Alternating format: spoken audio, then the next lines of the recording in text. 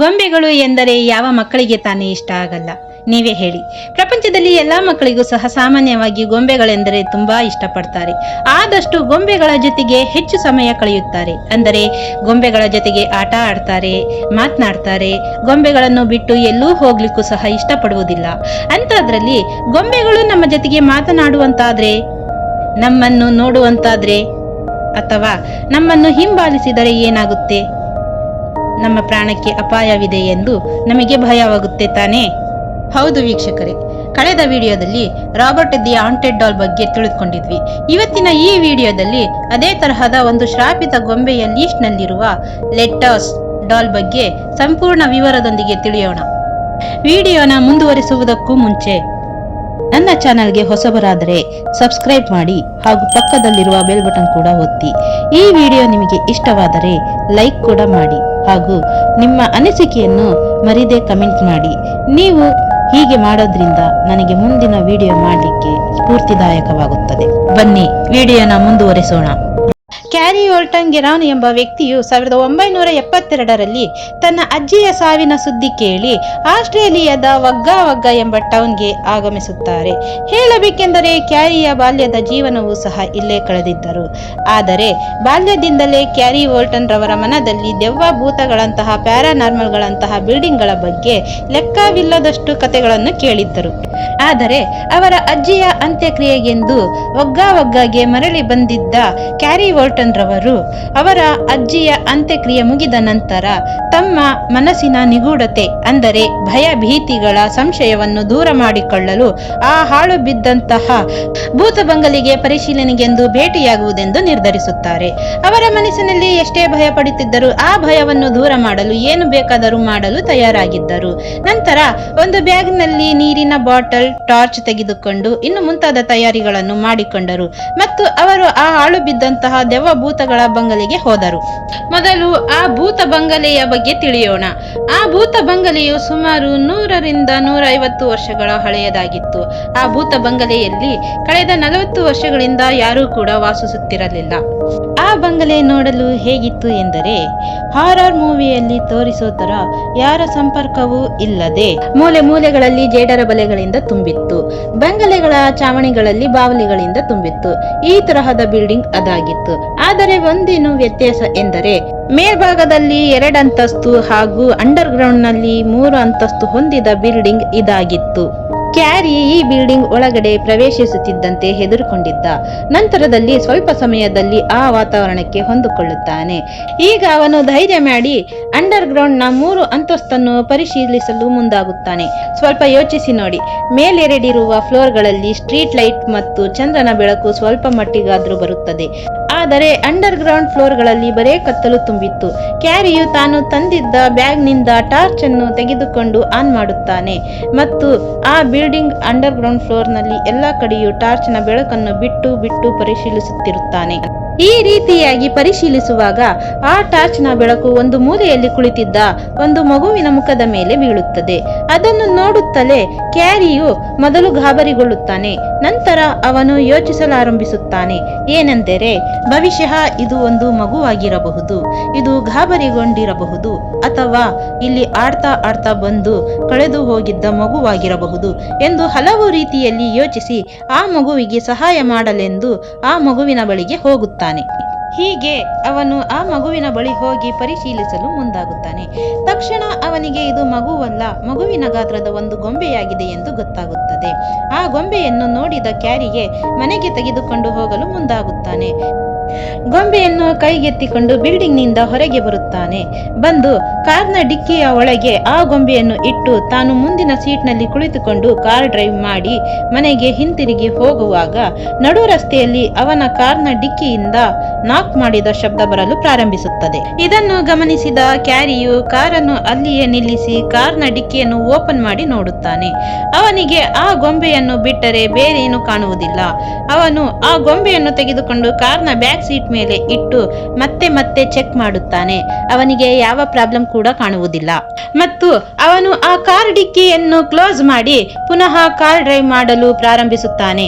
ಆದರೆ ಆ ಗೊಂಬೆಯು ಮೊದಲು ಡಿಕ್ಕಿಯಲ್ಲಿತ್ತು, ಆದರೆ ಈಗ ಅದು ಕ್ಯಾರಿಯ ಬ್ಯಾಕ್ ಸೀಟ್ ನಲ್ಲಿಯೇ ಇದೆ. ಕ್ಯಾರಿಯು ಕಾರ್ ಡ್ರೈವ್ ಮಾಡುತ್ತಾ ಮಿರರ್ ನಿಂದ ಬ್ಯಾಕ್ ಸೀಟ್ ನಲ್ಲಿರುವ ಗೊಂಬೆಯನ್ನು ಗಮನಿಸುತ್ತಾನೆ. ಆ ಗೊಂಬೆಯ ಕಣ್ಣುಗಳು ರಸ್ತೆಯ ಅಕ್ಕಪಕ್ಕದ ಬದಿಯಲ್ಲಿ ಓಡಾಡುವಂತಹ ವಾಹನಗಳನ್ನು ನೋಡುತ್ತಿರುತ್ತದೆ.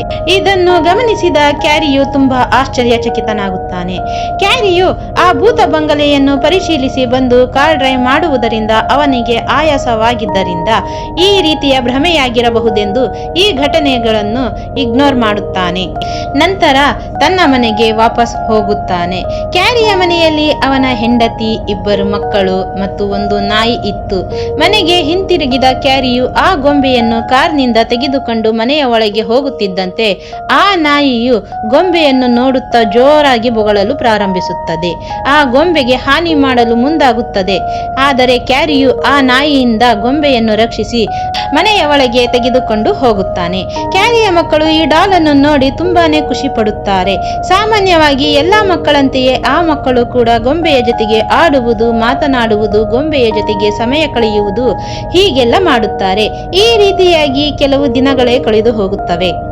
ನಂತರದಲ್ಲಿ ಒಂದು ದಿನ ರಾತ್ರಿಯ ಸಮಯದಲ್ಲಿ ಗಾಬರಿಗೊಂಡ ಕ್ಯಾರಿಯ ಮಕ್ಕಳು ತಮ್ಮ ತಂದೆಯ ಬಳಿ ಓಡಿ ಬಂದು ಆ ಗೊಂಬೆ ನಡೆಯಲು ಪ್ರಾರಂಭಿಸಿದೆ ಎಂದು ವಿವರಿಸಿ ಹೇಳುತ್ತಾರೆ. ಆದರೆ ಕ್ಯಾರಿಯು ಈ ಮಕ್ಕಳು ಬಹುಶಃ ಕೆಟ್ಟ ಕನಸು ಕಂಡಿರಬಹುದೆಂದು ಆ ಮಕ್ಕಳಿಗೆ ಸಮಾಧಾನ ಮಾಡುತ್ತಾನೆ. ಆದರೆ ಇದೇ ಘಟನೆ ಪುನಃ ನಡೆಯಲು ಅಂದರೆ ಗಾಬರಿಗೊಂಡ ಮಕ್ಕಳು ಪ್ರತಿದಿನ ರಾತ್ರಿ ತಂದೆ ತಾಯಿಯ ಬಳಿ ಓಡಿ ಬಂದು ಗೊಂಬೆಯು ಒಂದು ಕಡೆಯಿಂದ ಮತ್ತೊಂದು ಕಡೆಗೆ ನಡೆಯುತ್ತಿದೆ ಎಂದು ವಿವರಿಸಿ ಹೇಳುತ್ತಿದ್ದರು. ಇದು ಒಮ್ಮೆಯಲ್ಲ, ಪದೇ ಪದೇ ಗಾಬರಿಗೊಂಡ ಮಕ್ಕಳು ಬರುವುದನ್ನು ಗಮನಿಸಿ ಅವರ ಮಾತನ್ನು ನಿರ್ಲಕ್ಷಿಸದೆ ಆ ಗೊಂಬೆಯನ್ನು ಚೆಕ್ ಮಾಡಲೆಂದು ಆ ಗೊಂಬೆ ಇರುವ ರೂಮಿಗೆ ಹೋಗಿ ನೋಡುತ್ತಾರೆ. ಆ ರೂಮಿನ ಫ್ಲೋರ್ ಅಂದರೆ ನೆಲದ ಮೇಲೆ ಆ ಗೊಂಬೆ ನಡೆದಂತಹ ಹೆಜ್ಜೆ ಗುರುತನ್ನು ನೋಡುತ್ತಾರೆ. ಇದರಿಂದ ಕ್ಯಾರಿ ಮತ್ತು ಅವನ ಫ್ಯಾಮಿಲಿ ತುಂಬಾ ಆಶ್ಚರ್ಯಚಕಿತರಾಗುತ್ತಾರೆ. ಆ ಗೊಂಬೆಯ ಪಾದದಲ್ಲಿರುವ ಶೂ ಮತ್ತು ಕಾಲಿಗೂ ಅಟ್ಯಾಚ್ ಆಗಿ ಮೊಳೆಯನ್ನು ಹೊಡೆದಿರುತ್ತಾರೆ.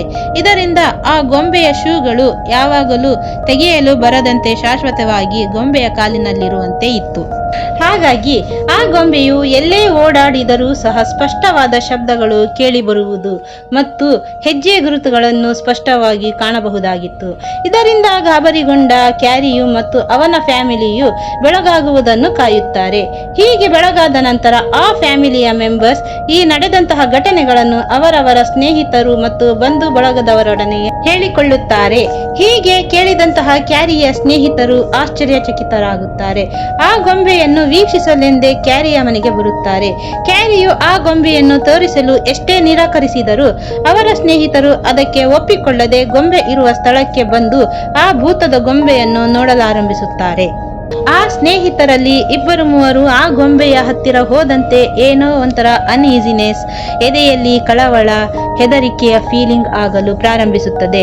ಅವರಲ್ಲಿ ಒಬ್ಬ ಆಶ್ಚರ್ಯ ಎನ್ನುವಂತೆ ಮೂರ್ಛೆಯೂ ಹೋಗುತ್ತಾನೆ. ಇವುಗಳನ್ನು ಗಮನಿಸಿದ ಕ್ಯಾರಿಯ ಪರಿಸ್ಥಿತಿಯು ಇನ್ನೂ ಹೆಚ್ಚಿನ ರೀತಿಯಲ್ಲಿ ಚಿಂತಾಜನಕವಾಯಿತು. ಅಲ್ಲದೆ ಇನ್ನು ಗಾಬರಿಯೂ ಕೂಡ ಗೊಂಡಿದ್ದನು. ಇನ್ನು ಆ ಗೊಂಬೆಯಿಂದ ದೂರ ಇರುವುದೇ ಉಚಿತ ಎಂದು ಆ ಗೊಂಬೆಯನ್ನು ಒಂದು ಬಾಕ್ಸ್ನ ಒಳಗಡೆ ಹಾಕಿ ಬೀಗ ಹಾಕುತ್ತಾನೆ ಮತ್ತು ಅದನ್ನು ಅವನ ಮನೆಯ ಬೇಸ್ಮೆಂಟ್ ನಲ್ಲಿ ಇಡುತ್ತಾನೆ. ಇದರಿಂದ ಅವನಿಗೆ ಸ್ವಲ್ಪ ಮಟ್ಟಿಗೆ ಸಮಾಧಾನವಾಗುತ್ತದೆ. ಆದರೆ ಆ ದಿನದ ರಾತ್ರಿಯಲ್ಲಿಯೇ ಕ್ಯಾರಿಗೆ ಅವನ ಮನೆಯ ಬೇಸ್ಮೆಂಟ್ ನಿಂದ ಶಬ್ದ ಬರಲು ಪ್ರಾರಂಭಿಸುತ್ತದೆ. ಅದೇನೆಂದರೆ ಲೆಟ್ ಮೀ ಔಟ್ ಎಂದು ಪದೇ ಪದೇ ಕೇಳಲು ಶುರುವಾಗುತ್ತದೆ. ಹೀಗಾಗಿ ಈ ಗೊಂಬೆಗೆ ಲೆಟ್ ಮೀ ಔಟ್ ಎಂದು ಹೆಸರು ಬರುತ್ತದೆ. ಇದರಿಂದ ಕ್ಯಾರಿ ಇನ್ನಷ್ಟು ಆತಂಕಗೊಳಗಾಗುತ್ತಾನೆ. ಕ್ಯಾರಿ ಏನು ಮಾಡುವುದೆಂದು ತಿಳಿಯದೆ ಅವನ ಮನೆಯ ಹತ್ತಿರದಲ್ಲಿರುವ ಒಬ್ಬ ಪಾದ್ರಿಯ ಬಳಿ ಹೋಗುತ್ತಾನೆ ಮತ್ತು ನಡೆದಂತಹ ಎಲ್ಲಾ ಘಟನೆಗಳನ್ನು ವಿವರಿಸಿ ಹೇಳುತ್ತಾನೆ.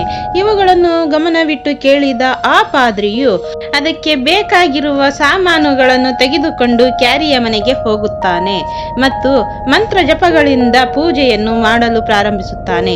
ಹಾಗೂ ಆ ಗೊಂಬೆಯನ್ನು ಪರಿಶೀಲಿಸಿ ಇದು ಒಂದು ಸಾಮಾನ್ಯ ಗೊಂಬೆಯಾಗಿರುವುದಿಲ್ಲ, ಇದರೊಳಗೆ ನೀರಿನಲ್ಲಿ ಮುಳುಗಿ ಸತ್ತಿರುವಂತಹ ಒಂದು ಮಗುವಿನ ಆತ್ಮ ವಾಸವಾಗಿದೆ ಎಂದು ತಿಳಿಸುತ್ತಾರೆ.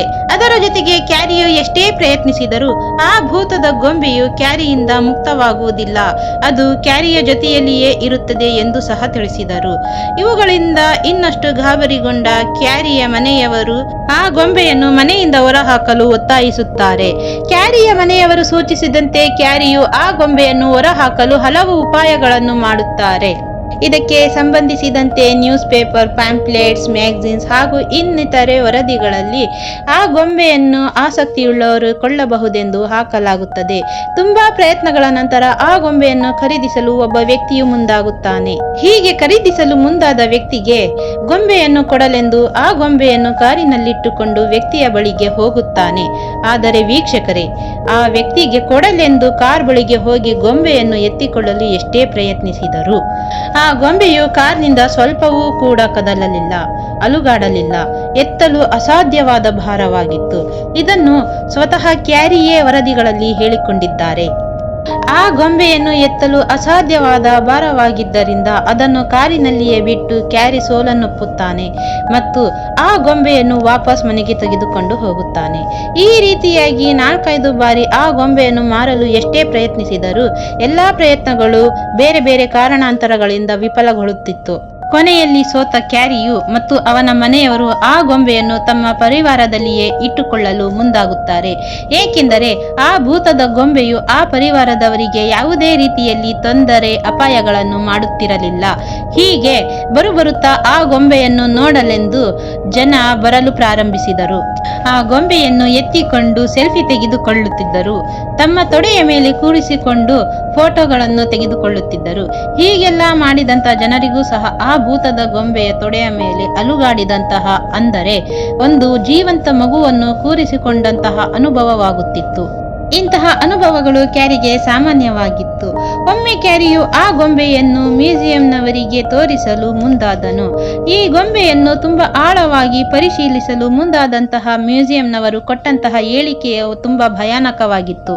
ಅದೇನೆಂದರೆ, ಈ ಗೊಂಬೆಯು ಸುಮಾರು 200ರಿಂದ 250 ವರ್ಷಗಳ ಹಳೆಯದಾಗಿದೆ ಎಂದು, ಈ ಗೊಂಬೆಯ ಪಾದ ಮತ್ತು ಶೂಗಳಿಗೆ ಅಟ್ಯಾಚ್ ಆಗಿರುವ ಮೊಳೆಯ ಆಧಾರದ ಮೇಲೆ ಹೇಳಿದರು.